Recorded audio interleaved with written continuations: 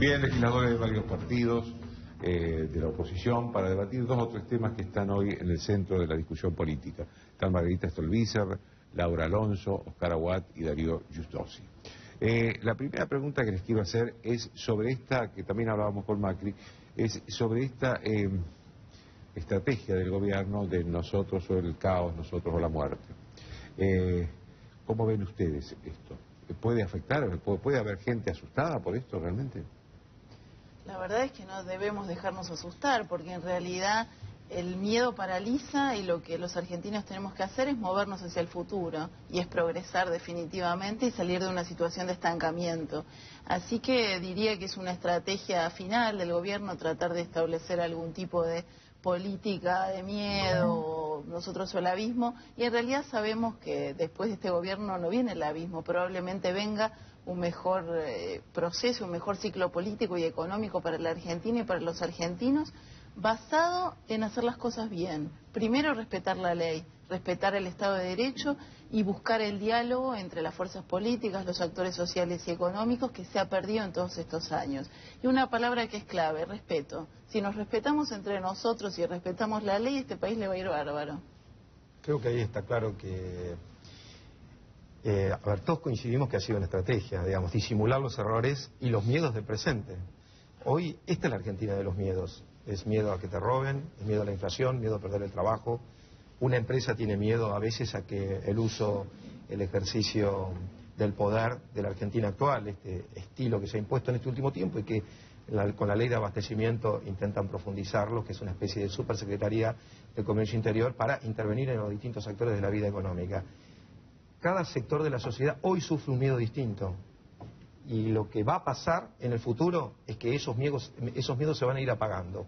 Porque seguramente todas las fuerzas políticas, entendiendo esta etapa, van a hacer una oferta que sea de mayor calidad institucional, de conseguir mejores niveles de diálogo, de consenso sobre las políticas a implementar en el futuro, que por otro lado va a ser un gran desafío y una necesidad, porque quien gane las elecciones no lo va a hacer con mayoría parlamentaria. Así que seguramente esto no le va a dar demasiado resultado. Primera cuestión, me parece que no están planteando nada novedoso, ¿no? Es lo mismo que alguna vez conocimos con Menem, que era show el caos en su momento. Por lo tanto, esto no es otra cosa que la estrategia de aquellos que se quedan sin ideas sobre el futuro y que empiezan a ver también que sus tiempos se agotan. Ahora, yo he visto dos tipos de discurso que en realidad me parecen muy graves y muy peligrosos. Por un lado, las cuestiones que vienen casi desde la marginalidad, como el caso de Alex Freire, mucho más grave la del gobernador Alperovich, planteando el problema de los medicamentos y llevando al punto de la discusión a un tema tan sensible y tan humano como el problema de la vida frente a los medicamentos. Me pareció grave por el tono que se le ha dado a esa práctica o estrategia del miedo. Y la otra cuestión sumamente grave es la que me parece en boca de una persona que pretende ser presidente o candidato a presidente como el gobernador Scioli. Realmente la falta de responsabilidad política de una persona como Scioli, que haciéndose el malito y el provocador dice, a ver, que nos vengan a decir ahora si van a volver a privatizar YPF. Yo digo, habría que recordarle a Scioli antes que nada que el PJ de Menem que él integró como funcionario y los Kirchner colaboraron, fueron los que le entregaron YPF a Repsol. El kirchnerismo, el PJ kirchnerista que también integra a Scioli, es el que contribuyó al vaciamiento de YPF, la verdad. Nosotros hemos dicho siempre las mismas cosas, nos opusimos siempre a las mismas cosas porque no negociamos principios con conveniencias o posicionamientos o negocios, ni políticos ni económicos, que es lo que sí hacen ellos. Entonces me parece que entramos en un terreno de enorme irresponsabilidad donde el tema del miedo está vinculado también con el negocio político y económico que hay por abajo, ¿no? Y eso hay que desnudarlo. Okay. Sí, yo en general coincido con ellos. Y además expreso de que generar miedo como una condición para atraer voluntades es la síntesis del fracaso. Es decir, yo cuando termino un ciclo de 10 años de gobierno debiera convocar para que sigan mis políticas. En vez de hacer eso, planteo el miedo por circunstancias sociales que son inaceptables. Yo creo que la gente tiene miedo, como dijo Darío, por la inflación, por la inseguridad, por cuestiones actuales. Esto es lo que hay que resolver. Y además, Joaquín, ya son opositores, ya están criticando como opositores a lo que viene. Sí, eso Ya sí. se pusieron Eso en otro se lado. Ese es el fin de ciclo. El problema es cuando el miedo opera también como chantaje, ¿no? Porque Scioli también habló de la asignación universal. Y yo me pregunto si van a salir por los barrios a chantajear a la gente para decirle que si ellos pierden el gobierno se les va a quitar la asignación. Hubo una denuncia ¿no? de Toti Flores que dice Claro. que ya están haciendo eso. Por eso digo, esa cuestión que ya va al punto del chantaje, va al punto del delito, es enormemente grave. Porque la verdad es que la discusión en el fondo también es cuál es el Estado que ellos quieren discutir. La verdad, un Estado con más de 12 millones de personas pobres, con el avance del narcotráfico, con el deterioro de la educación y con un Estado realmente clientelar, porque el gran problema es ese, hay que recuperar a partir del diálogo, de las cosas que se hablaban, un marco sinceramente de reconstrucción de nuestro aparato productivo, ver hacia dónde llevamos la Argentina para resolver los problemas que tenemos. En cambio, creo que lo que se está planteando es una suerte de imagen o de escenario de caos. A esto agrego además, Joaquín, que me parece que hay que poner un párrafo sobre esta cuestión, el discurso presidencial.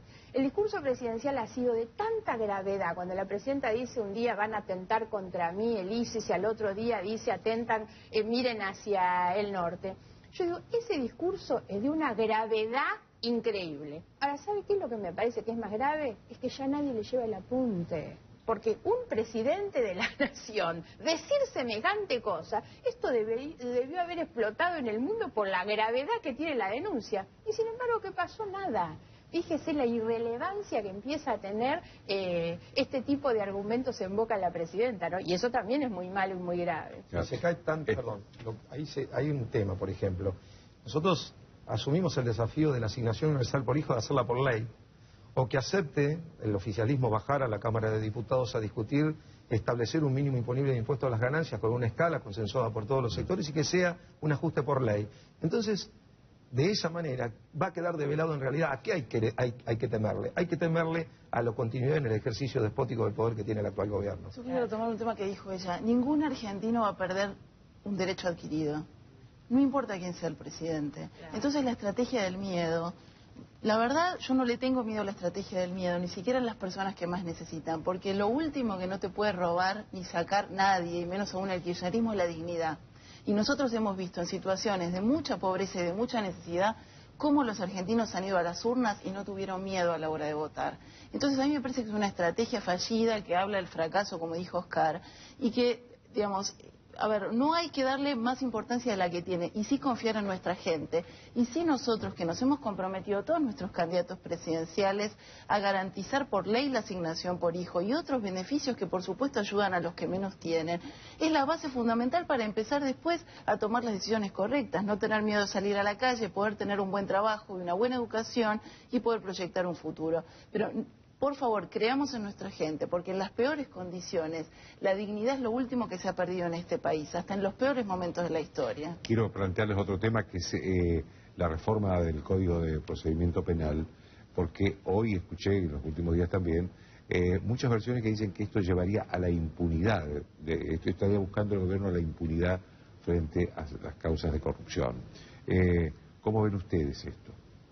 Bueno, hoy la llamativa desaparición y aparición con vida de un expediente que probablemente esté adulterado, la información societaria en la Inspección General de Justicia sobre Chicone. No apareció. No apareció. No apareció. Lo han reconstruido. Lo han reconstruido, no apareció en el original. Con lo cual ya ahí hay una, digamos, no se necesita un código procesal penal nuevo para garantizar impunidad, Joaquín, y esto hay que decirlo, porque en la Argentina las causas de corrupción prescriben masivamente, más del 90%. Tienen un promedio de duración de 14 años. Exacto. Las causas por corrupción. Así que, digamos, este es en realidad probablemente un embate más o una sobreactuación de un poder que ya no existe más. Y aquí lo que hay que hacer, de todos modos, el gobierno tiene número en el Congreso. Bueno, ahí voy. Y es lo que hay está que ir haciendo a ver en cuál este es el último, número. en este Entonces, último porque a nosotros proceso. se nos reclama, ¿qué hace la oposición? Y todo el mundo sabe que la oposición tiene una minoría, que es una oposición ordenada, que se ha opuesto disciplinadamente a muchas de estas acciones, pero la verdad, empecemos a ver voto por voto quiénes son los oficialistas que acompañan esto, porque en los pasillos nos dicen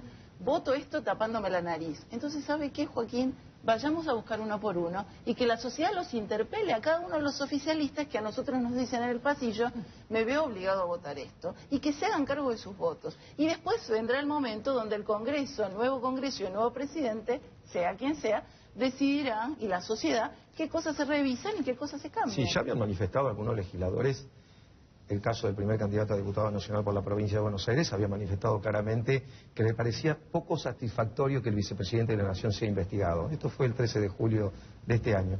Poco satisfactorio que sea investigado. Ahora, naturalmente, Insaurralde creo que lo dijo durante el transcurso de este año, lo dijo en varias oportunidades. A ver, esto está por ahí con ustedes, esta es una puede ser concepción. candidato tuyo. No, esto es una concepción. Digamos, es un formato de protección bajo cualquier condición. Y sobre el final de un gobierno, el proceso debería ser el opuesto. Generar calma, medidas de consenso, una transición ordenada. No es esto de todos los días sacar un expediente a las patadas. Ley de abastecimiento, cada uno de los proyectos que están viniendo todas las semanas, lo del Código Civil, y cada uno de ellos están forzados, tienen como intención crear un manto para tratar de disimular los problemas reales de la Argentina actual, que insisto, son los que le generan miedo a la gente. Una cuestión respecto de la reforma. Me parece que no hay que demonizar la reforma en sí misma ni poner foco en eso. Es una reforma Hoy que ha sido pedida por muchos fiscales. No solo eso, es una reforma necesaria. El gran problema con este gobierno es que ha tardado más de 10 años en realmente promover una reforma de este tipo, habiendo tenido mayoría en las cámaras. ¿Cuál va a ser la letra final? Habrá que esperar cuando llegue el proyecto. Ahora, no hay que tenerle miedo a la reforma, miedo hay que tenerle a Gil Carbó, por ejemplo. Porque el gran problema que hay atrás de la reforma es quiénes son los fiscales, que son los que aplican el Código de Procedimiento, la verdad. Porque lo que nosotros tenemos hoy son fiscales que no apelan los sobreseimientos de los funcionarios públicos por enriquecimiento, fiscales que dejan, obviamente, archivar las causas. Tenemos una procuradora que ha nombrado fiscales ad hoc que no tenían acuerdo del Senado. Estamos viendo lo que está pasando hoy con el sistema de concursos. La procuradora está promoviendo el nombramiento de fiscales amigos que pertenecen a su movimiento político, como lo están haciendo en muchos otros cargos, porque hay una estrategia de ocupación de espacios públicos, porque esa es la vía para garantizar su proyecto y su sueño de retorno seguramente. Entonces hay que tener mucho cuidado con quiénes van a aplicar el código, no con el código en realidad, no es la herramienta. El tema de la impunidad es un tema que está vinculado con el Código Civil. En el Código Civil recordemos que sacaron todo un capítulo entero que era el de la responsabilidad del Estado y los funcionarios públicos por ejercicio irregular. En realidad eso es un escándalo que sí estaba en el proyecto original. Pero, insisto, no hay que tenerle tanto miedo a eso, sino a la manipulación que se está haciendo de las designaciones de los fiscales. ¿Quiénes son los que terminan ocupando esos lugares? Okay. A ver, yo coincido con Margarita. El código, el intento de pasar al sistema acusatorio es muy bueno. En Córdoba nosotros lo implementamos cuando fuimos gobierno en el año 96. El sistema acusatorio es muy bueno. No crea a la gente que soluciona el problema de inseguridad, porque no es así. Claro. Solamente agiliza y transparenta los procesos penales. Ahora, ¿por qué al final del mandato ellos hacen esto? Y a los a ellos les fracasó el dominio del Consejo de la Magistratura. Hicieron la ley de democratización de la justicia y no pudieron dominar al Consejo de la Magistratura para nombrar los jueces adictos. Entonces ahora quieren nombrar a los fiscales adictos. Pero hay una mala noticia para el gobierno y una buena noticia para todos nosotros. Los fiscales no tienen estabilidad. Los únicos funcionarios con estabilidad son los jueces. Tampoco la tiene Gil Carbó. Hay una ley de Menem que les dio estabilidad, pero es una ley. La ley se puede cambiar. Es decir, que si esta gente pretende nombrar 50 fiscales para consagrar la impunidad, cambiada la ley, esos 50 fiscales se remueven. Es peor todavía, porque también puede ser para disciplinamiento. O sea, ¿por qué no utilizar por supuesto, por la justicia federal, por qué no utilizar semejante capacidad de fuego en la conducción verticalista de un cargo político para atacar a unos y hacer la vista gorda con otros? Bueno, digamos, a ver, porque por otro lado, aun cuando el sistema en lo conceptual y el espíritu está bien, si no tiene control parlamentario y al mismo tiempo si no tiene los recursos necesarios, algún fiscal bien intencionado, si no, le cierran el grifo de los recursos desde la Procuraduría General y no llega a término y puede prescribir la causa. Por eso hay que sancionar la ley de Ministerio Público. Hay que, claro, tiene que ser en otro contexto, no solamente eso, tiene que ser transparente. La Comisión Bicameral de Seguimiento de la Actividad, que está en la ley y nunca se hizo la Comisión Bicameral. Además, un ejemplo, el Departamento Judicial de Morón tiene 50.000 causas. Este cambio, si fuese que solo miramos el aspecto bueno de aquí, involucra a 500 expedientes. Claro, porque O sea, esto es a la 500 justicia sobre federal. 50.000. Esto es a la- Es el 1%. Claro, este es federal. por Es eso, el la 1%. diferencia Pero es eso que esa, vos Departamento no tiene un Morón, impacto Código en la- Procedimiento como bien Penal de la decís. provincia. Eso que vos dices es absolutamente así. Ellos son extorsionadores por naturaleza. Esto que están haciendo ahora con Clarín desde el AFCA demuestra lo que están haciendo, porque ya no han podido vencer ni a Clarín, ni a Nación, ni a Perfil en el tema editorial de la libertad de expresión. Van por la propiedad. Este ataque a Clarín es un ataque a la propiedad privada.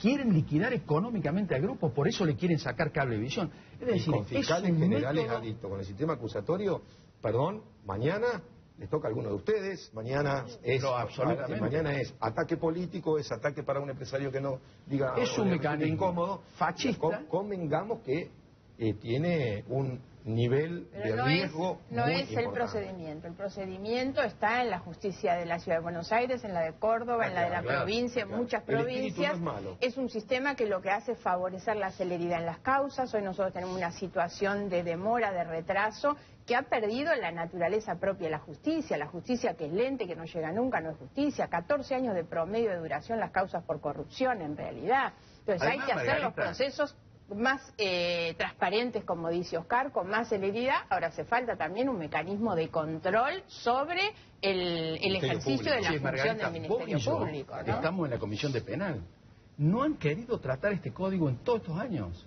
No Claro. han querido saber ni hablar de este código. Cuando le decíamos, nosotros tenemos un proyecto Tenemos firmado en presentado conjunto, proyectos, sí. de Desde un el código como este. 2004. No había forma de que lo de repente hoy lo quieren sancionar Ahora, yo quiero poner en un una semana. ejemplo para que esto es, nadie duda que un motor más potente va a dar más velocidad.